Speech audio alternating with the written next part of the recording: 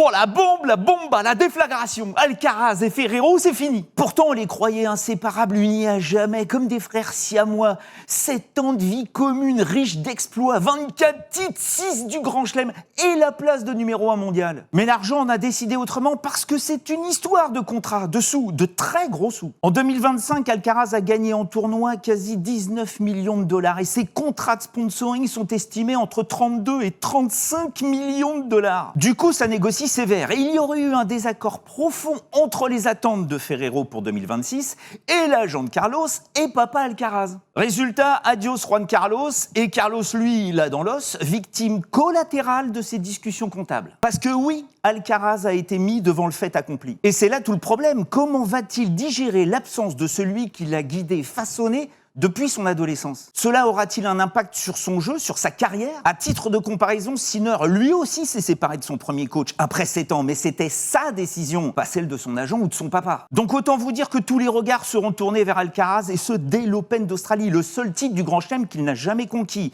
pour savoir si le prodige espagnol a toujours de l'or dans sa raquette.